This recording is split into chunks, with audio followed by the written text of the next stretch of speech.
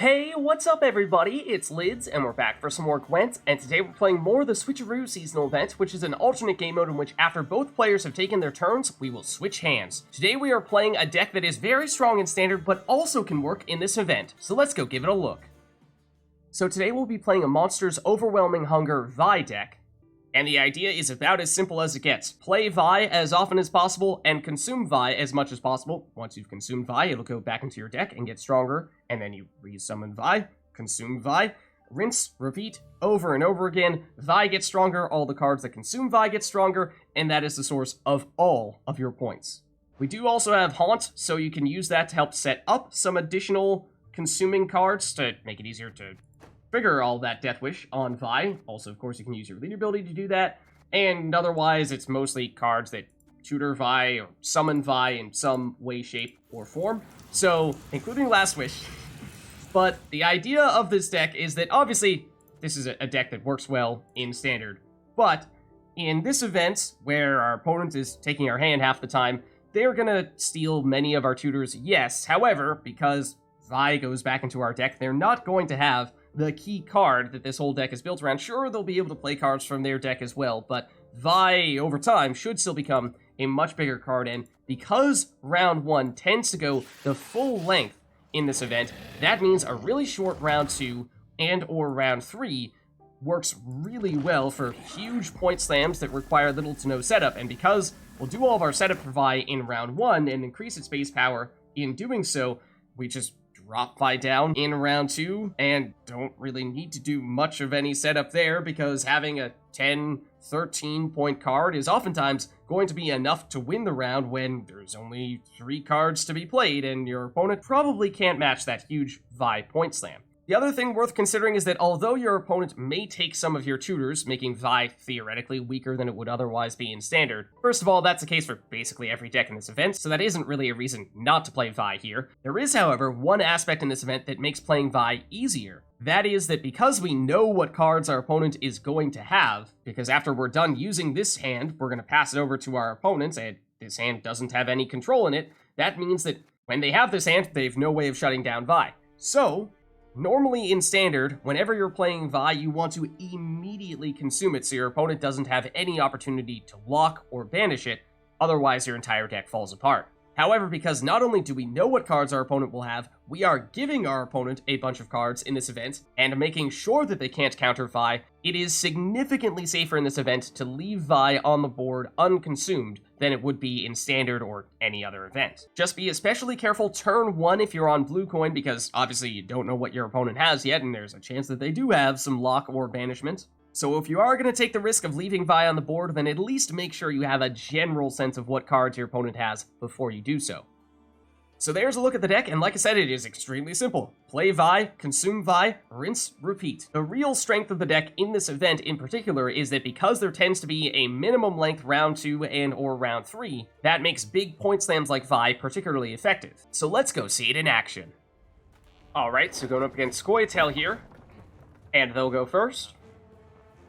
Okay, so we have Haunt, which can of course help to set up a lot of consumption, but perhaps higher priority is actually to just go through a bunch of tutors with things like Royal Decree, Naglfar, and Quacks in order to make sure that we get Vi on the board in round 1. And other than that, we have some Death Wish here, which we can obviously benefit from with Haunt or other consumption. Do have a fair bit of consumption as well, of course, but Giant Toad is really the key there to get some consumption carryover. I think we can make this work.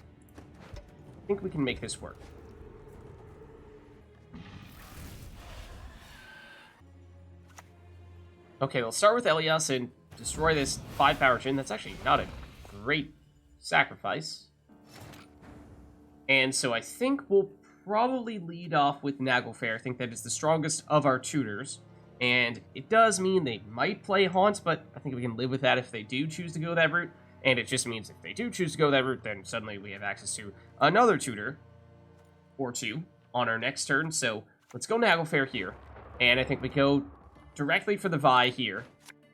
And I think we can leave Vi on the board because we know what hand our opponent is going to have on their next turn is what we're giving them right here. there's a chance they may be able to get a locking unit with Royal Decree, but I think we take that chance, and that allows us to save leader ability charges and or other consuming cards by not having to immediately get Vi off the board and back into our deck. And so yeah, it's looking like the usual type of elf overload sort of deck here. Not terribly surprised. Quacks, ooh, that was good timing. That was good timing. That was potentially one reason. Ooh. Why we might have wanted to have immediately consumed Vi is because they obviously knew that Vi wasn't going to get summoned when they used Quacks, so they had that tiny little window to sneak in the Quacks play. Smart move. Smart move. But other than that, do we have ways to give Vitality here in this hand? Not really that I can tell. So our biggest play is probably 5-point Incinerating Trap, 5-point Mahakamail, unless we deliberately try to deny them bigger plays by going something like IB Air, which is only 2 points to us, but is worth a whole lot more to them, so denying them that play is somewhat significant. But why don't we... Let's go for the Incinerating Trap, I suppose. Obviously, they know what trap that is. But we do still have Royal Decree, and we may ultimately end up needing to consume Vi with a leader ability charge anyway.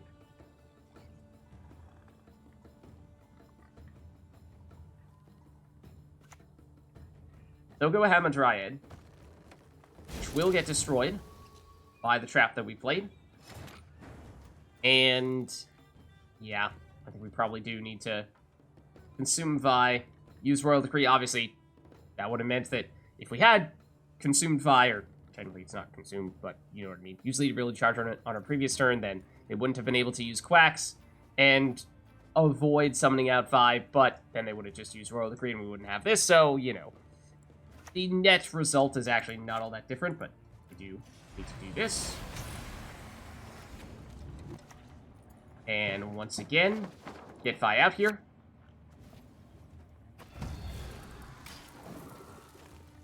And once again, because we know what hand they are going to get, we are not terribly concerned about leaving Vi on the board. And this time, they are not going to Quacks and find a loophole to avoid summoning Vi onto the board for us.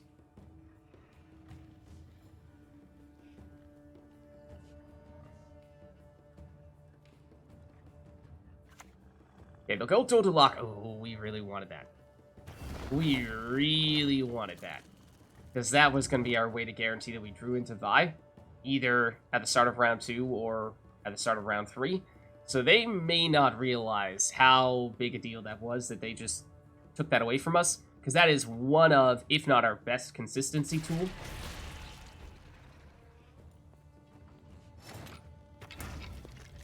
Okay. In which case, round 1 is also starting to look a little questionable here. As we... what else do we have in this hand here? We have, I suppose, still our scenario. That's something, but we didn't give ourselves a ton of ways to trigger that scenario, so I'm not sure we can rely on that all that much. Outside of that, I was thinking we were going to use the Giant Toad to consume Vi on our next turn anyway to get the carryover consumption. So I mean, we may be looking to play for round 2 and round 3 in that case, and having a 13-point Vi is not bad for that purpose. But we have, unfortunately, as I was saying, missed out on some consistency with Lokke, and they already have used our Quacks. So let's just go with, I guess, you. And technically speaking, this is a 3-point boost because we have an artifact, so it's actually not a bad play.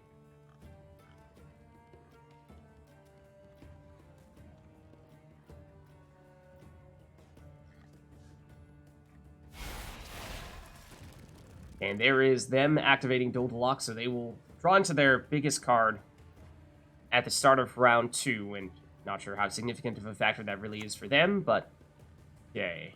Ooh, you know what I'm realizing? There is a non-zero chance that depending on what trap this is, they may be able to destroy our highest card, which could end up being Vi. At the moment, obviously it is. But we can still immediately consume Vi. And I mean, if it gets destroyed, it's not the end of the world, because obviously it triggers the Death Wish, which does mean perhaps we ought to have boosted a different card with the Fried Saboteur. Either way, I think we are probably going Giant Toad here. It's not worth as many points as Haunts plus some of our Death Wish units, but it gives us the round 2 carryover, and that's what we're really looking for here. Okay, it's just a Spring Trap, or Incinerate Trap, rather, for the 5 damage, so that's not a huge factor. My guess is they're going to go with Haunts.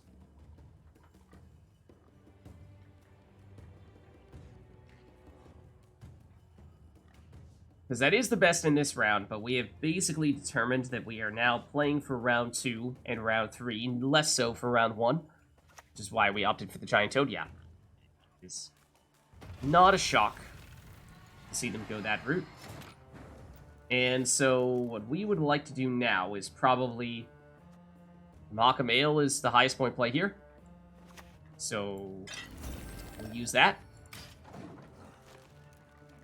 They're going to try to stick us with Isengrim's Council as the last card for us, because then we don't get any value out of it, since we can't tutor anything with it.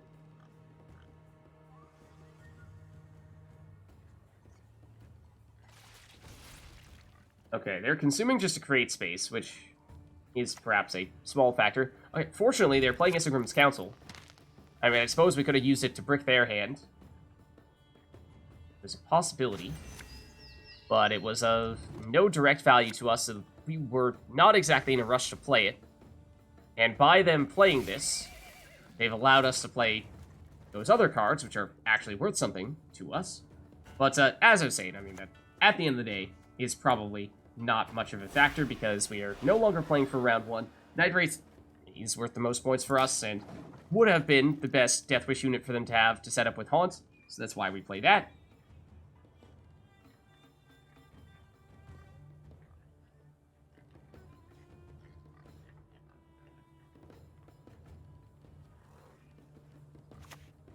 Okay, Slyzard, actually. A little surprised they opt to go that route.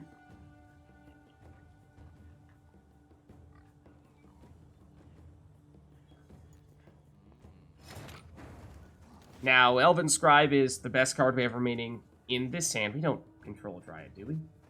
We do not. Yeah. So, didn't play it earlier because there just weren't enough special cards to trigger this ability, so it was always just going to be a 4-point body.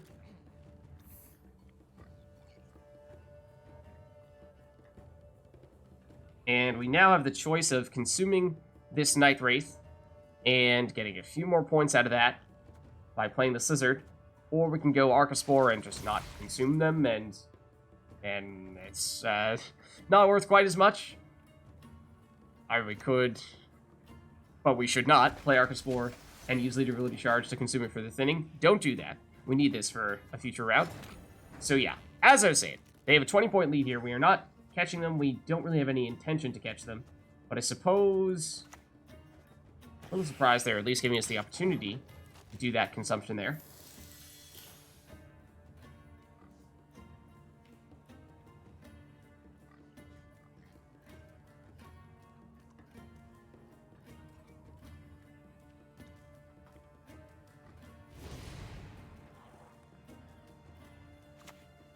Okay, there's the Archespore. It's 4 points, but that's all they need. It will also trigger the next Haunt round. So in case there was any question, they clearly have us beat in round 1, but that's fine. We're playing for the carryover, the big point slams with Vi. And ideally, we would have had Doldelok would have made things much, much safer for us in round 2 and round 3, but we'll see if we can still get the job done, even without quite as much consistency as we would like.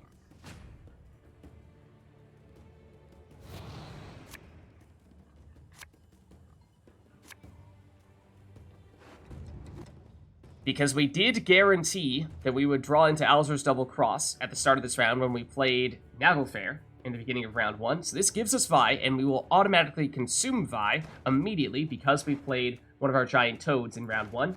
So that's definitely our first turn play. And then I do kind of like Whispering Hillock plus Endrega Warrior because they're probably going to go for the 4-point body since Whispering Hillock doesn't do anything for them. It would, however, deny us playing another round of Vi, which, if they give this to us, is obviously very valuable. If they try to deny us that, then that means they're playing a 0-point card, which bodes well for us in round 2 here. They do have a little bit of carryover from the Phoenix Hatchling, and they do still have leader ability charges, so I'm curious to see how hard they push here in round 2. They may try to go for it, but we obviously have huge point slams with potentially double Vi. Ooh, Shoop stay off. That's big, though. Presumably, they're looking for the resilience here. And they got it. Okay, so now we go Alzur's Double Cross. That gives us a 13.5, which will immediately get consumed by this giant toad coming out from our graveyard. So that is more than enough, even including the Phoenix Hatchling, to catch them with that play, but they still have their lead ability charges, so they aren't done yet. From this hand, we're looking at Half-Elf Hunter's 6 points versus just the 4 from the Elven Scouts, are definitely going to want to play this. They do choose to deny us with Whispering Hillock. 0 points for them, but it does prevent us from getting another Vi, so there's a case to be made for them having chosen to go that route. But it means that now on that turn, we're just extending our lead here. We know their last play is 4 points. They have 4 from that card, 4 from the Phoenix, that gets them up to 16. Then they can get 9 more from all leader ability charges, getting them up to 25 maximum, which is not enough for them to catch us. But they're going to try. So they should know how many points we're capable of putting down here, which means they should know that this is ill-advised. And they may have realized that was the case. They didn't even flip the Phoenix, which means I don't believe they're going to even get the carryover from it going into round 3. They should have done that, even if they were going to fall short here in round 2. But now we can go Endrega Warrior. And that gets us up to 26, which is clearly enough for us to win round 2. They do still have the carryover from Shoop Knight, and that could be quite significant here.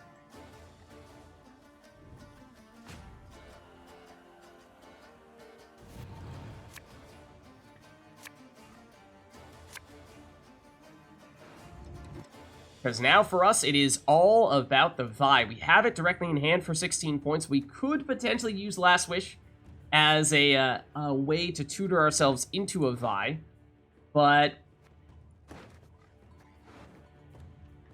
I'm not sure we want to be handing that to our opponent. It's one thing, if we get 2 tutors, then our opponent plays 1, we still have another way to get Vi ourselves, and that's probably worthwhile for us still. But just 1 tutor means we're giving them the tutor and we're getting whatever the remains are, which is this Desert Banshee, which is not great. So let's try swapping this out.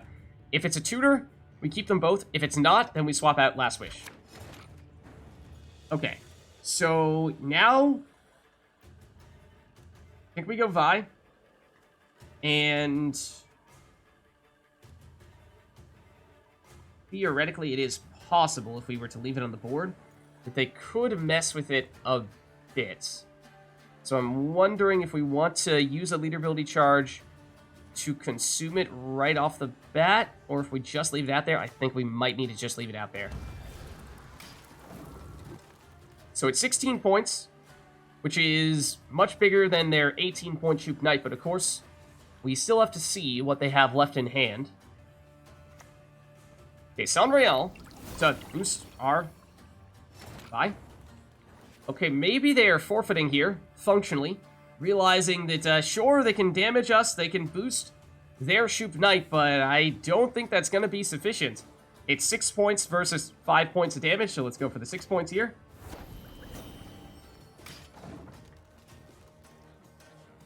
And at this rate, I think they have functionally conceded. Hybrid is also the weaker of the 2 cards they could have played there, because we can now go Nightwraith, consume that Nightwraith with our leader ability to get the Death Wish triggered, to spawn in more rats, and at this rate, there is no way for them to catch us, because we know their last card is Nature's Rebuke. So that means we'll take the win. Alright, so going up against Syndicate here, and they are probably the strongest deck in this event, especially with Pirates Cove, so this will be a bit of a challenge for us.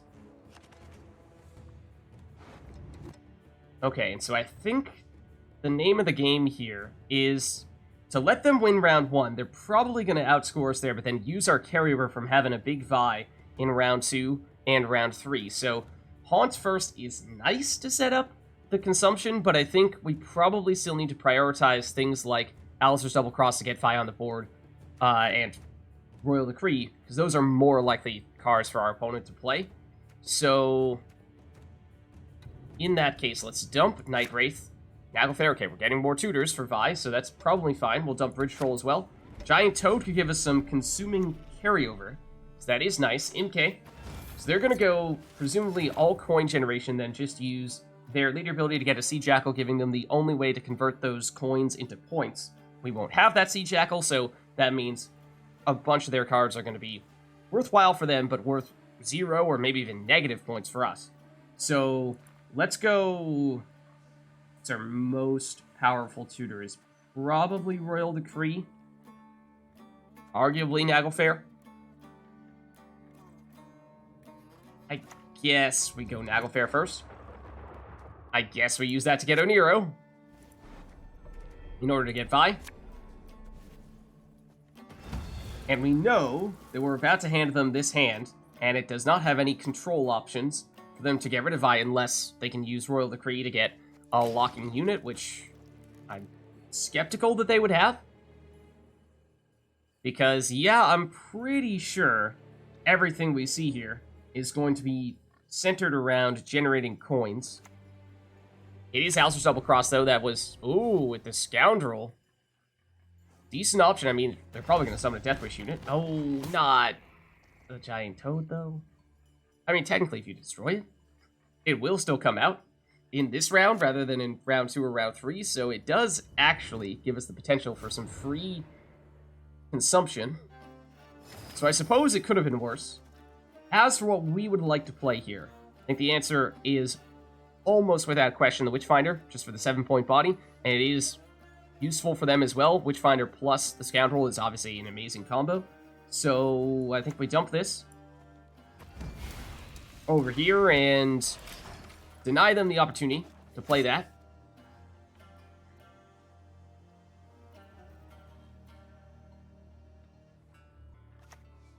Okay, Casino Bouncers for some thinning. I think, although not one of their stronger cards, they're playing it because it is one of the few ways for us to get value out of their hand, and so they're trying to deny us that. As I was saying, that was actually somewhat questionable, destroying the Giant Toad. I know, obviously, they had the bounty on it, they had the Scoundrel that could destroy it, yes. However, what it means we can do here is we can immediately consume this Vi with, say, another Giant Toad. And next time we play Vi, which we hopefully get the chance to do with Royal Decree, but that's probably pretty unlikely, then we can get the Giant Toad that is currently sitting in our graveyard to immediately come out and consume it on the same turn.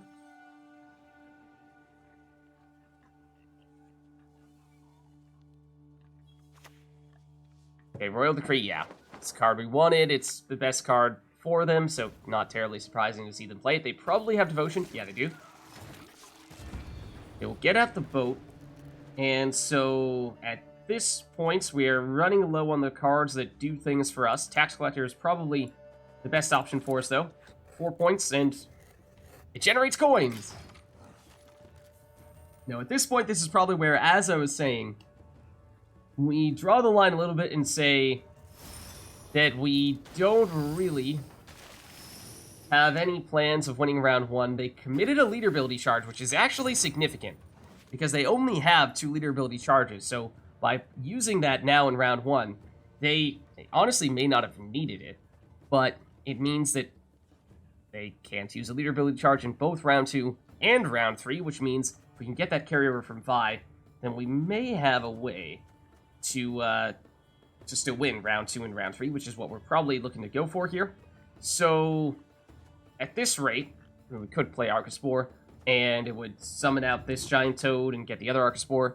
out from our deck when it gets consumed? Yes. Alternatively, we could use Haunt, which probably still the right play here. There is only one Deathwish unit remaining in our hand. So, for that reason, it's a little bit of a risk. They will probably play Archespore on their next turn. But if they do, then that still leaves us with Lokke, which is another card that we would very much like to have, because that can guarantee that we draw into Vi at the start of round 2. Yeah, it is Archespore. Okay, so it was a bit of a trap in some ways that we set for them, because now it guarantees we can still get Lokke. And it'd be kind of nice, though, if we had a Deathwish unit, because Mutants Maker we could use not to consume a Deathwish unit, but to destroy it in a different way. So at this rate, what we may look to do is play Eavesdrop, and just use that to get rid of one of their cards and replace it with one of our cards, so that we aren't, for example, forced into playing a -1 point Scapegoat, or negative however many points Mutant Maker. So let's go this route. And Last Wish is technically a tutor, and it's a big enough downside that we may be, it may discourage them from playing it. So let's throw one of these two back into our deck. Suppose Scapegoat? So I'm curious to see if they do go with Last Wish here.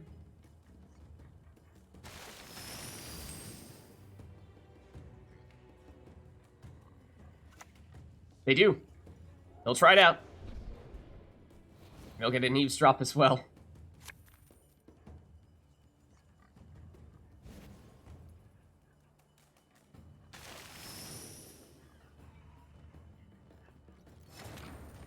Okay, so now we just really need to get Lokke. And play a Deathwish unit that does set up the Haunts. So that is actually one way we can still make that happen. So that is probably what we're looking for here with the Succubus. The Giant Toad will come out, and don't need to be too concerned about wasting that in this round, because we will have this other Giant Toad that will come out when we play Vi. We don't really have much of a need for any of these guys. I mean, even Tax Collector, which is technically an engine, we could consume the Witchfinder if we wanted to as well. It really does not matter.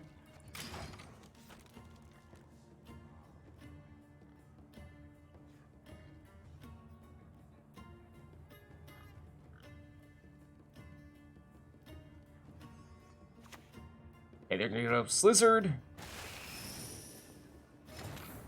At this point, none of these are useful to us at all.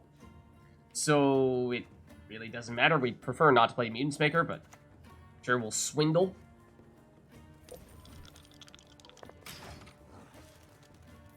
And the thing about Lokke is, depending on the timing of this, we can make sure that we draw into Vi in round 2 or round 3. Did we play an Oneiro? We did play an Oneiro. So we can use that to guarantee that we get Vi in round 2 anyway. So I think we might actually save Lokke. Use it in round 2, that way we draw into Vi for sure in round 3, and that's going to be our key. So what we can do now is let's play the Hybrid, and before we do, though, we're going to play it in the melee row. Let's... Oh, yes, we can still consume. Can still consume. Eat you. Play you in the melee row. That gets you boosted. And so, as I was saying, their strength is round 1. So we were fine with letting them win round 1 because they committed a leader ability charge, which they really shouldn't have done. We'll play the Slander just to get rid of it, because we don't want to have as many of these coin-centric cards. And so we're going to deliberately not play, or not use the order ability on Lokke, because we'll use Oneiro that we draw into in round 2 to play Vi, and then use a leader ability charge to immediately consume that Vi. And that's going to be our big point slam. And so even if they go with a leader ability charge there, that may still be enough for us to hold on for the round 2 win.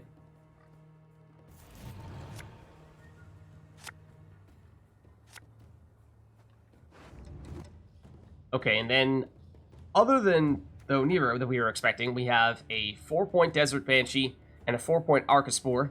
So we are probably looking for relatively weak cards to pass on to our opponent so that they don't have anything big to play when we give this hand over to them. We do still have Villem, Quax, and obviously Vi directly, which are cards that we, at some point in time, want to play. But I think at this stage, what we're looking to do is just lean on... Well, actually, what if we swap out you?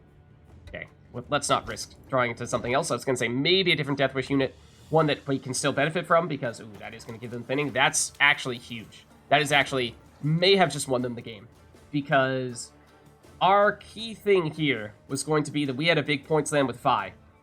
And, oh, actually, we don't even need to use the leaderability charge, because we'll still, I think, have, yep, a giant toad that can immediately consume. So that's helpful. But we were hoping that even with a leaderability charge, they would not be able to catch us. And that is now somewhat questionable. Would even Quax to thin out their tallest unit, but I don't know that we want to do that. Don't know that we want to do that. We know they actually have missed out on some of their biggest cards because they did already have the Witchfinder and the Scoundrel in round 1, and those probably would have been their tallest units. So it may have actually been an okay trade, as I was saying. The Giant Toad came out as well. The Beggar's not a terrible option for us. Certainly could have been worse. So we'll play that.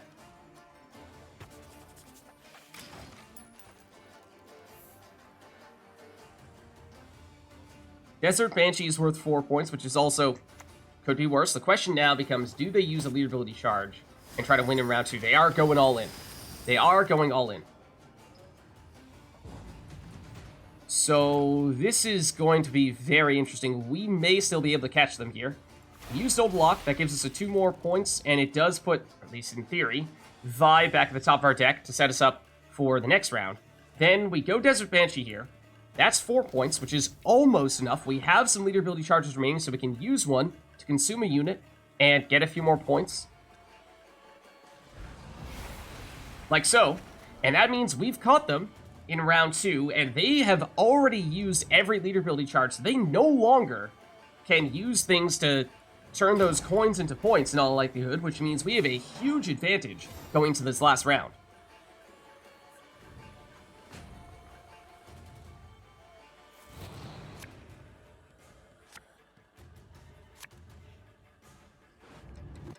And we guaranteed that we would draw back into Vi by activating Dole to Lock in round 2.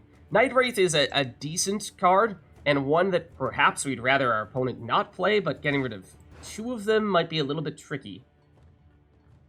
We don't want to accidentally draw into Scapegoat. If we draw into just Villem, then they're going to play him. What we'd really like would be Deathwish cards like the Bridge Troll, or even Hybrid. I mean, I guess Nightwraith. We can consume Nightwraith with our ability, so you know what? We'll stick with this. So it's Vi first, so that they don't play it. And we can consume it with our leader ability. We don't really need to, because we're not going to have a way to get him back into our deck. Or rather, back into our hand and onto the board. So at this point, they may be able to generate coins. Ooh. Devious. Good hand for them, yes. However, we would rather not play Scapegoat. That's -1 point. We'd rather not play Line of Credit, although it can trigger the Death Wish on Vi. Since we don't have a way to get Vi back out, that is -13 points. So, let's see. This is technically, well... They are going to get some 1-power rats out when they play one of those Nightwraiths. So they are going to have an easy target for Line of Credit. So I think we would rather they use Scapegoat, so let's just discard Line of Credit.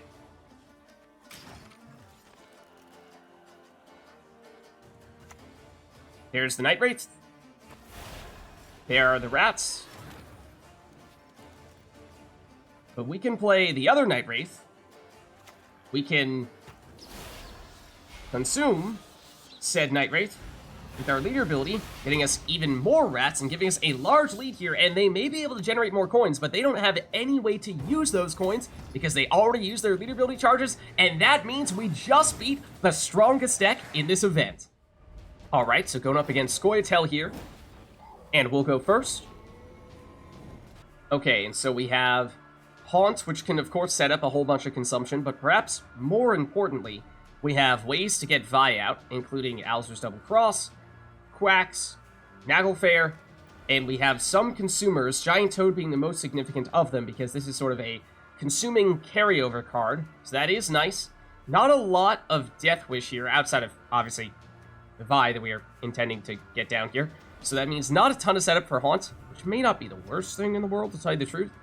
We may have more consumption than we need. Why don't we save a Slyzard? I love Dole to Lock. Let's stick with this.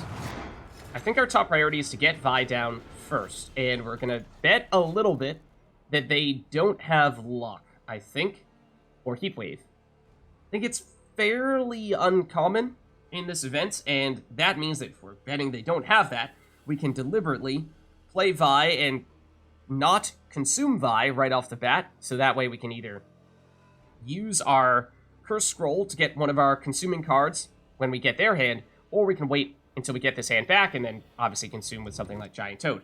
So either way, I think we go Naglfar first is probably the strongest of our tutors here, and we should just go straight into Vi. Save Prince Villem if we can. So, like I said, we're going to leave Vi out there. We are taking a risk. We are betting that they don't have a Heat Wave or Lock. It's Phoenix for carryover, but nothing to stop Vi. And of course, we know what they're going to have on this turn. Ooh. Interesting card. Speaking of scenarios, we could seal their Feigned Death. Which is kind of intriguing. They bricked their hand a little bit with Roach. Sure.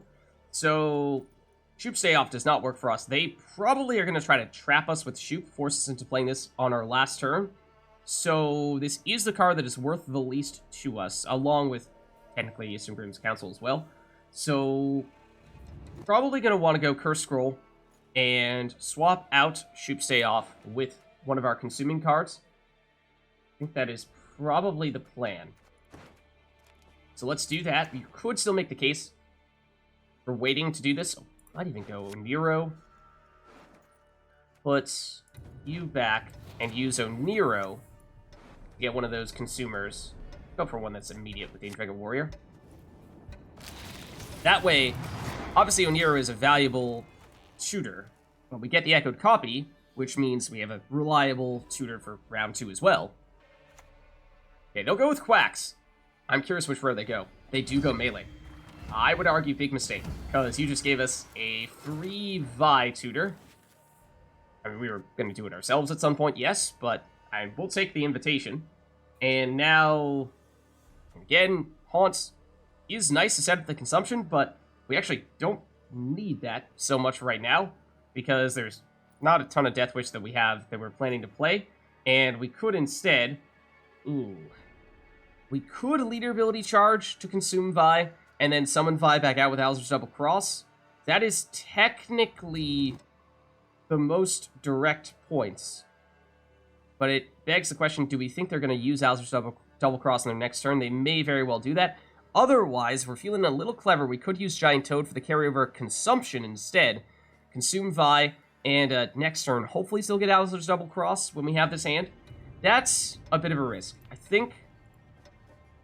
we still do this. And use Alzur's Double Cross to get Vi back out. It's an aggressive round 1, is what that means. So, I do like saving our leader ability charges if possible to help make it easier for us to consume Vi quickly in round 2 or round 3.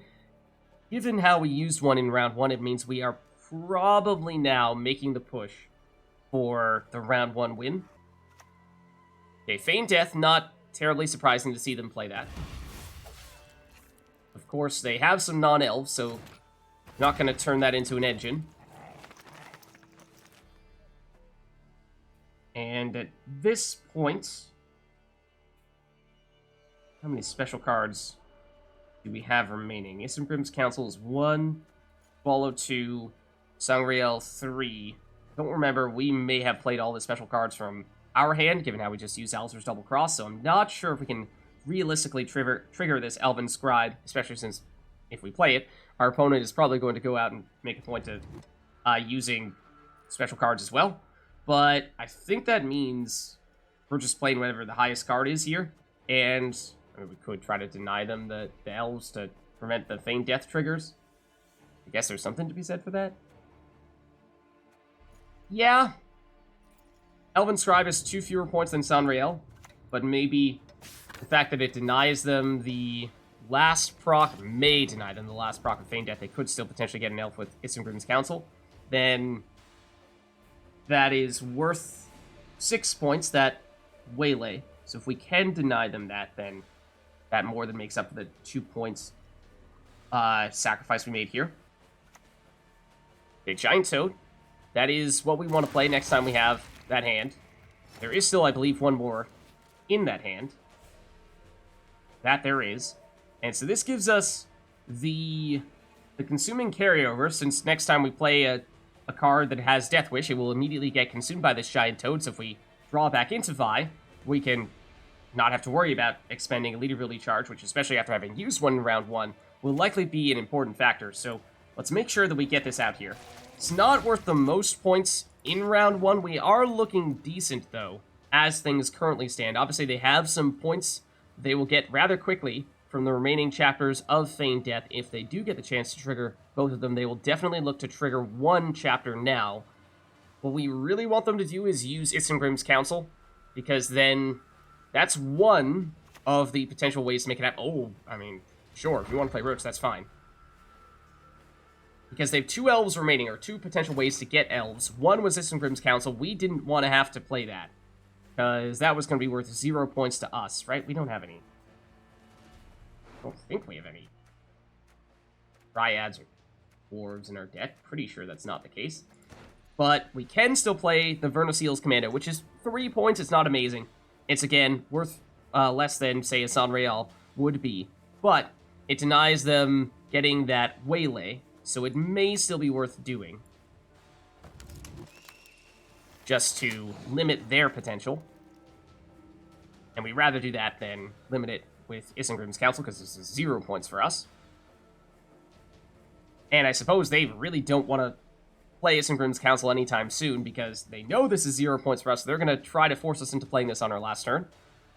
So that means we should still have some decent cards to play at the end, which bodes well for us. They're going to go with Haunt.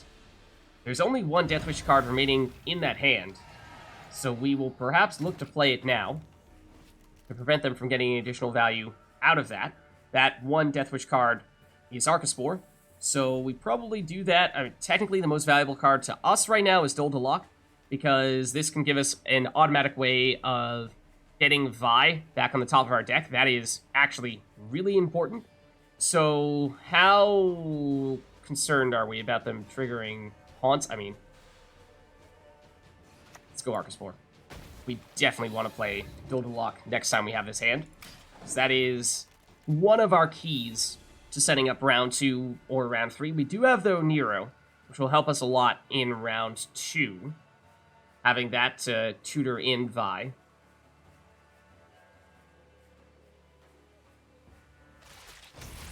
Okay, they are going to consume. Not that that makes much of a difference. It's Isengrim's Council. Okay, so now we're guaranteed to have some value coming from whatever cards we get from that hand. Fov, not sure what this is going to give them. Oh, more tutoring. Okay. Yeah, that's a decent point slam when all is said and done, and it does end up triggering one of those Feigned Death rounds, but that's the last one they can get. We made a point of preventing them from triggering any other ones. So now Sangreal swallowed both 6 points. I mean, this is obviously 6 points plus shield, so sure, why not? We will intend to consume that Archespore, not that it really matters if we boost it or not. Now, so, we will probably get stuck with Incinerating Trap on our last turn, which will be 3 points, which is obviously less than Swallow. So they're going to get 6 points next time they have this hand. Just try to do some preemptive math here to figure out... I mean, I suppose they could also go leader ability charges if they'd like. That way they can get more points on the board in round 1. No! That's the one card. We took a risk. We were gambling. We made a bet that they would not play that. We really wanted that. Really wanted that. We prioritized preventing them from getting the Death Wish unit to set up the Haunts more. That may come back to bite us a bit. So now, it's one source of consumption or another. The big loss here is this was going to be a guaranteed way to draw into Vi. Wasn't going to be necessary in round 2, because we were going to have Oneiro to set ourselves up for that in round 2, but because it has resilience, we could have deliberately waited to use that order ability until round 2, guaranteed that we draw into Vi in round 3, and then had Vi in both round 2 and round 3, which, depending on how this round 1 continues to play out, may be relevant. Yeah, I'm not so surprised to see them using Swallow, but I am surprised to see them use it on us. That was very weird. So, sure, we can use Incinerating Trap and then just immediately spring it for the 3 damage, and I'm not really sure it makes much of a difference which card we hit with it. So, just take out one of the elves. And we can use the Desert Banshee to consume Archespore and summon the other one out from our deck. So our lead is actually pretty solid here, in part because rather than getting 6 points on their side of the board, they gave us a 6-point boost with Swallow, which was odd. But it does mean that I'm feeling pretty confident about round 1 now. Even if they were to use their leader ability charges, I'm still not sure they could catch us. Because we know this last card from their hand is worth 4 points. So that's not going to make much of a difference here. There's the Slyzard. And as we were saying, that is insufficient, so we'll take the round 1 win.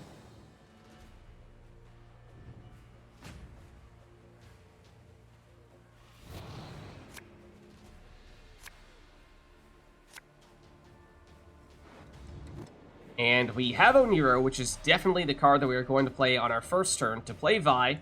And then because we had one of the giant toads in round 1, this will immediately come out from our deck and consume Vi. So we don't need to worry about having a leader ability charge or anything set up to consume it. We have that all set and ready to go. Villem is also a potential tutor to set up Vi, but if we leave him in our hand, our opponent is likely to use him. So we either want 2 tutors so that our opponent plays one, we play the other, or have 0 tutors, so we just settle for 1 Vi summon. And I think this can do. We'd prefer if they played the Desert Banshee. I am somewhat skeptical that they will, because if we want to, we can consume this Nightwraith if we have it on our final turn in this round and get a few more points by triggering the Death Wish there. But, of course, top priority is Oneiro into Vi. It's 16 points here, and it will get consumed from the Giant Toad coming out from our graveyard, which is a 19-point point slam, which is going to make it very difficult for our opponent to catch up to us here. They do have a little bit of carryover coming from the Phoenix, and they do still have all leader ability charges, so that is a factor, for sure. Time Meridian Bomb today. Attic?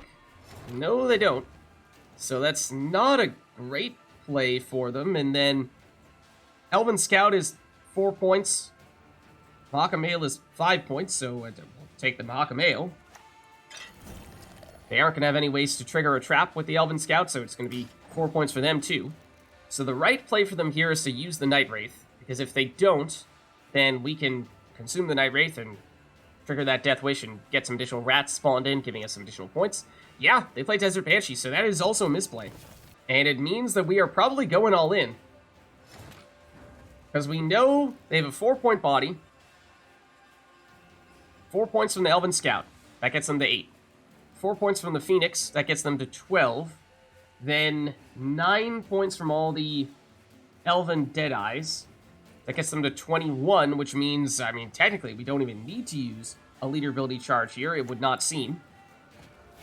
I believe we are safe with just this, and so I suppose we'll play it safe in case they have some trick hidden up their sleeve that I'm not accounting for here. But if we were truly going all in, we would just consume this Nightwraith and get a couple more rats spawned on the board, get a couple more points. So here come the leader ability charges. And Ellerin would have potentially been an issue if she was going to get summoned out. And that would have meant more points on the board for them, a little bit unexpectedly. But they had enough elves in round 1, and she did not show up. So I don't think they have her. Unless their rows were full, and so she didn't get summoned, in which case that is a bit of a nasty surprise, but we still have too many points for them to catch us, even if that is the situation. And so they can still flip that Phoenix, but it's not going to matter here, because even if they did, we would still take the win. So there's a look at a monsters deck for the new Switcheroo seasonal event. If you liked the video, make sure to like and subscribe button, and leave a comment down below to let me know which other cards, archetypes, and factions you'd like us to experiment with next. Thank you all for watching, and I'll catch you next time.